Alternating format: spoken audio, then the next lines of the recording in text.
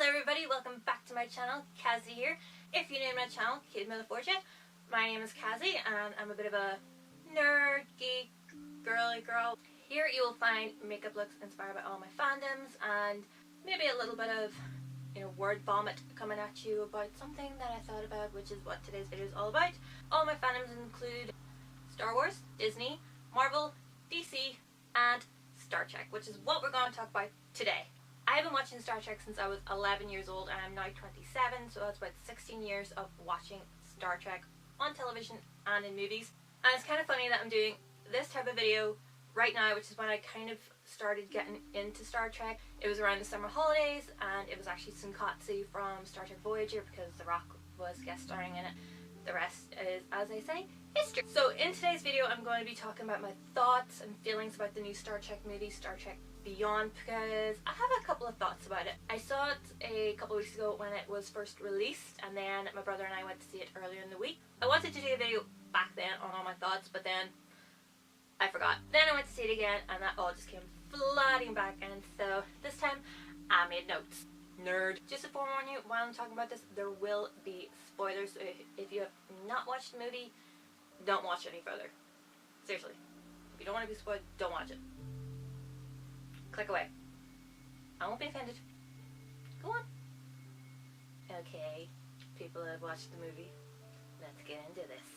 Now, these are in no particular order because I wrote them down in no particular order because I don't write stuff in like bullet points, I just write them all over the sheet. The first thing that really struck me about the movie was that there was no real promotion about it. Like, I felt there was no real promotion. Like, I know Star Trek Monthly, the magazine, was doing all these things about it, but it's not the easiest magazine to get a hold of. But the promotion that I got mostly on Star Trek was pretty much about Jayla.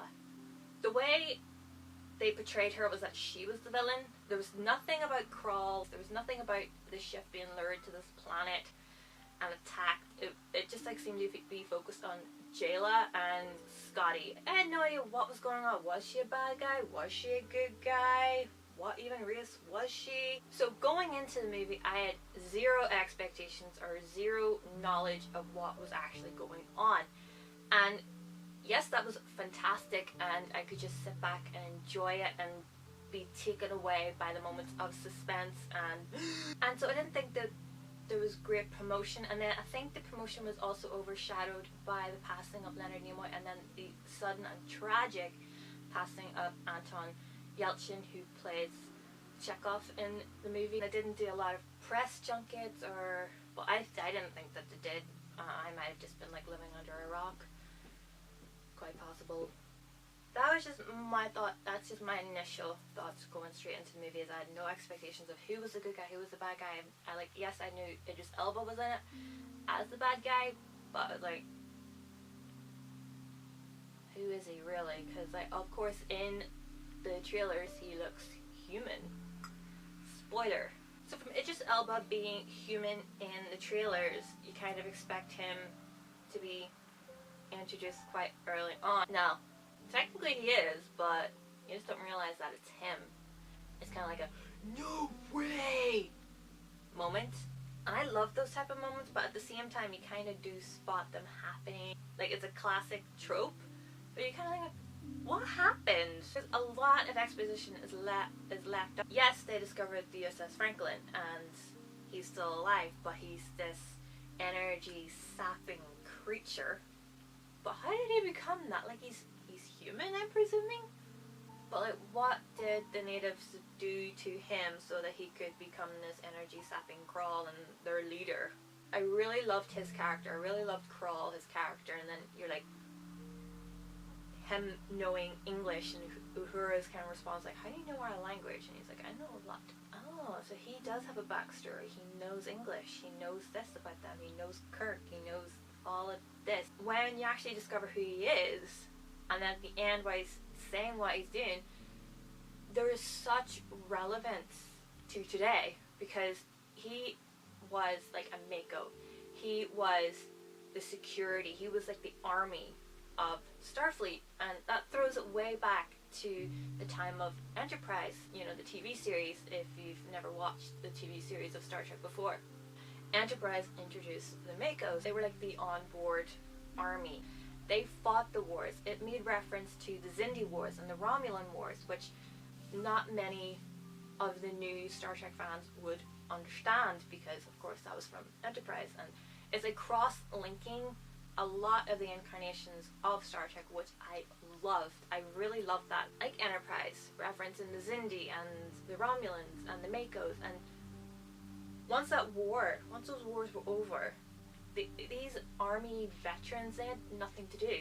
And then Starfleet have like this whole like wonderful philosophy that, oh, we don't need to fight anymore, you can have this ship and you'll be grand. But they don't realize post-traumatic stress disorder has been kicking in with a lot of these Makos. And once you take a war away from somebody that was born into war and born into violence, it's kind of like, well, what do I do now? Who am I now? And that was like the relevance of Krall before he became Krall. You know, he was like, all he knew was his battle, and then suddenly, you know, he's a captain. He has to break bread with the ones that he was fighting and killing, and the ones that killed his friends and family. It's the same with Major Kira from Deep Space Nine. In the books, she moves so far away from the Kira that we know. Like, she becomes a Vedic. She was born a soldier. She's Bajoran militia. She's Bajoran army, and now she doesn't have this to fight. And so, what does she do? She has to find another path, and that's what Krall did. He had to find another path that he thought was right for him. And that was like such a moving part of the movie, that you just realize that, oh wait, hang on a minute. It's not that simple to move beyond war for a lot of people.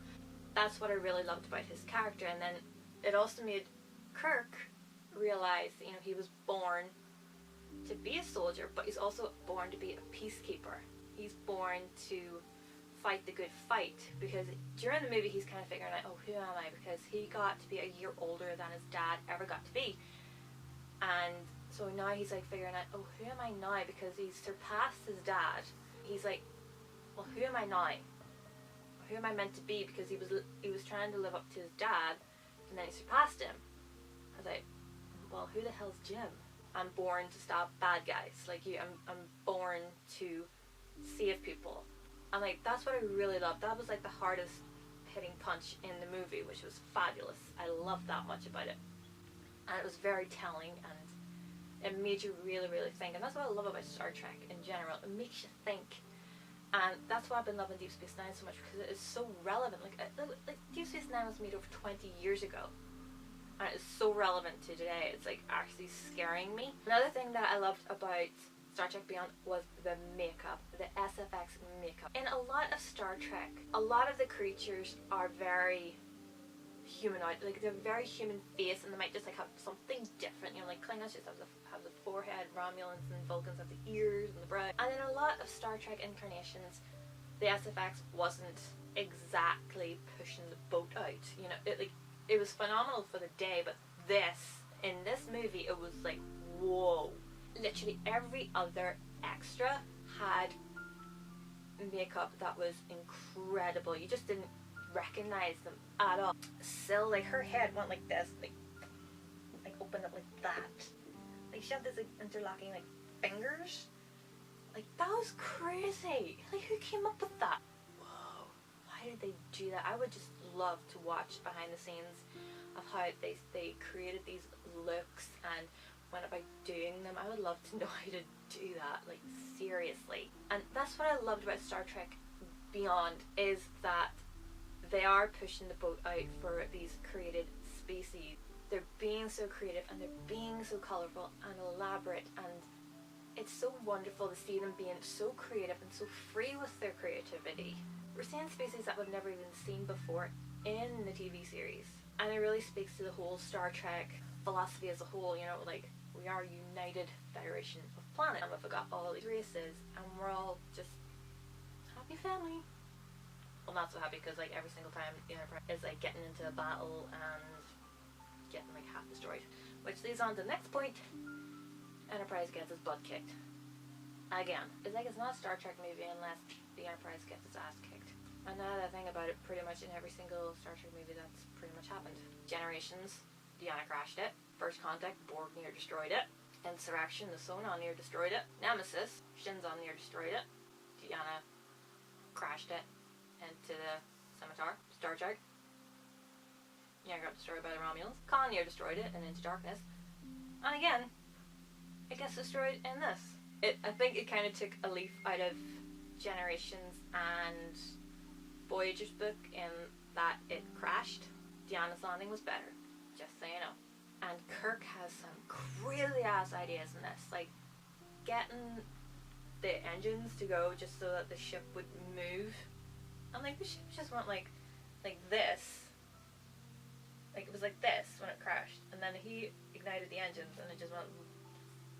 When Kirk and Chekhov get off the downed saucer section, the one that led them there, she's just standing right there, and it's like coming down like this, and I'm just, all I could think about was that moment in Titanic the movie when one of the funnels, the supporting cables of it snap, and it's like going, and it's like swimming away, and just reminded me of that, you know. Moving on, speaking of other crazy plans, making the USS Frank Gilliam fly. This thing had been downed for over 100 years. Sediment had covered the nacelles. It was built in space. It wasn't meant to take off from atmosphere. Yet they made it fly by dropping it down a cliff. Are you crazy? All I could think about during that scene when it goes straight down and they're all being held on by their harnesses, all I could think about was Lee Evans and saying that when an airplane takes off, everybody is willing up into the air, like everybody's going, fucking come on. I was just saying that, like I could just like seeing all of their faces, they were just like, come on, come on.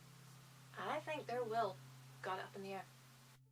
Never mind the terminal velocity, it was by the sheer willpower of the Enterprise crew. Hey, I can drink, can I? Another thing that was so crazy was the design of Yorktown. I was so confused by that place. The gravity. What is gravity in that place? Like honestly, you've got buildings going up this way, but like a building is going up that way, but it's also then another strip's coming up this way, and then buildings going up this way. It was so cool, but a mindfrack. Seriously. Another thing about Yorktown, it just made me think of Zion, you know, from the Matrix. You know, when the Nebuchadnezzar is like coming in, going through the dock, and like the Enterprise has to go through this dock. Okay, don't scratch the paintwork, don't scratch the paintwork. But also when the Enterprise launched from Yorktown, it was really cool in that, you know, they try to make it like, you know, in Battlestar Galactica when the Vipers are being launched, it's like through the tube. That kind of keeps in mind, you know, the whole kind of Air Force feel of Star Trek. All these spaceships are an Air Force, and so when they're launched out of a trap like that, that was kind of fun. That was really interesting to see, because a lot of them are just like docked. They're not like just. I really loved seeing that, and then just the way the camera was panned just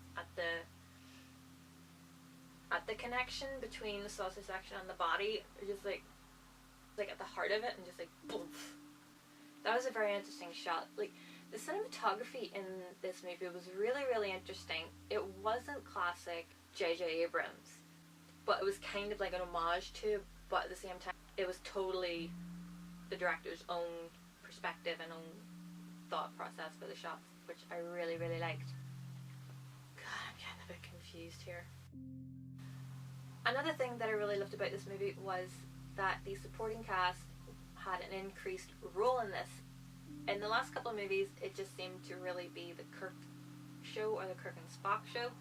In this one, everybody had an increased role. Spock and Bones had their scenes. Chekhov was with Kirk for most of the movie. Sulu and Uhura were together for quite a few scenes. And I think the Spock and Bones scenes really brought the comedy to the movie.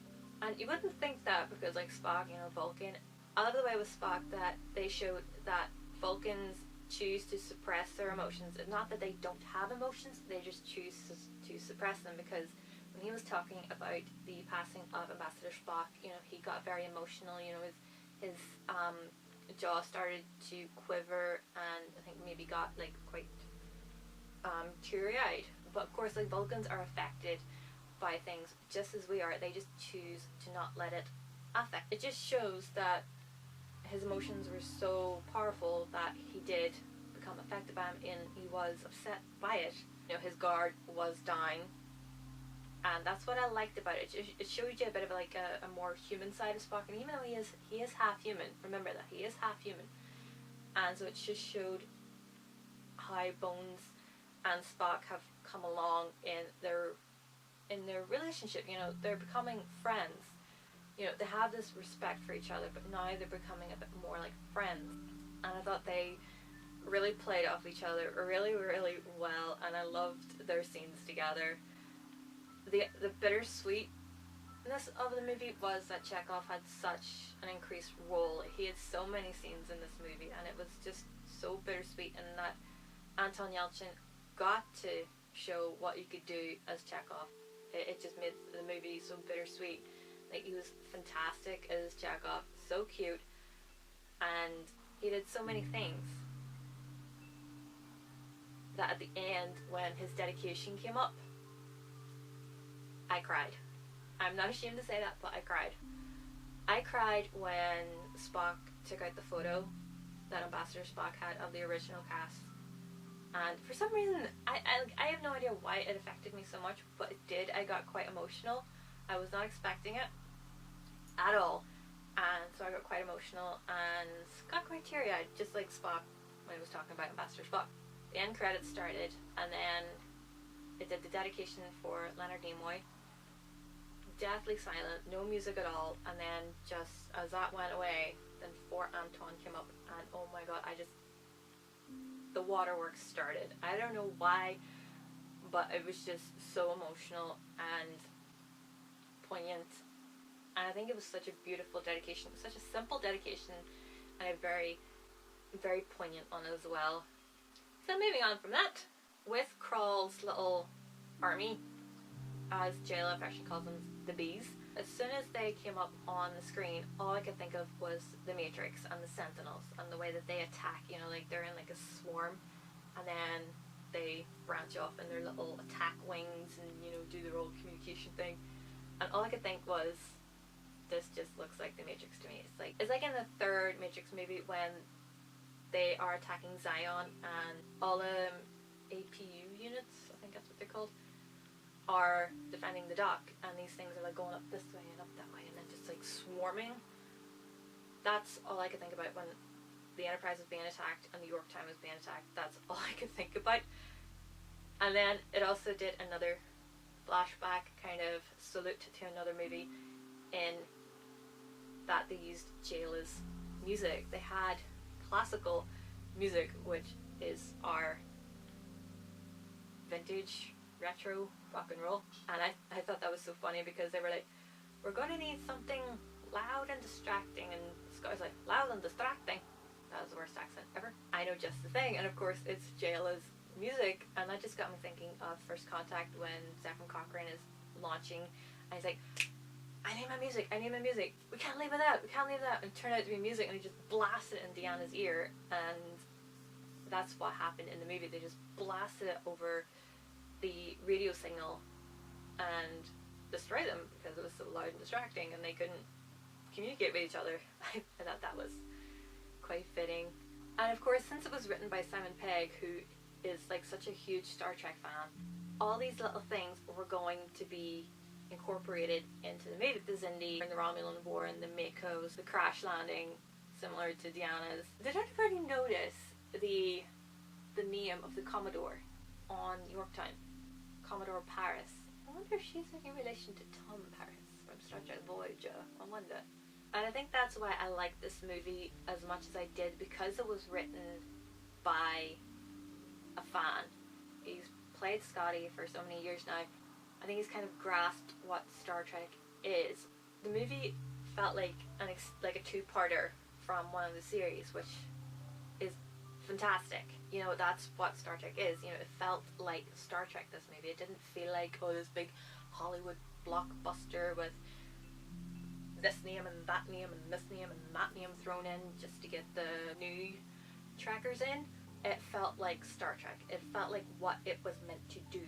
It felt like it had the message of Star Trek, of Gene Roddenberry, that, you know, there is this peace in the future. Like, yes, it was dark in that Crawl, you know, had this post-traumatic stress disorder and had this reaction, like he turned away from this like peaceful utopia, but then this peaceful utopia was able to stay intact because there were people willing to fight for it. And I know people are probably going to make a bigger deal about this than what really is necessary, but Sulu's husband, very handsome. That's all I'm saying. He is very handsome. He chose well. So that is it, you guys. That's all my thoughts, that at least that I had written down on paper about Star Trek Beyond.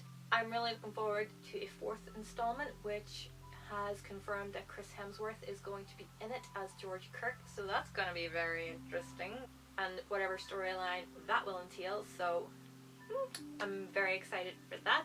And let me know your thoughts on the movie. Did you like it? Did you not like it? What did you like? What didn't you like? Leave your comments in the description bar below, and let's start a bit of a dialogue. Let's have a little bit of a discussion. I'm more than happy to talk Star Trek, because you never have enough Star Trek friends in your life. Really, you don't. If you think you do, you don't.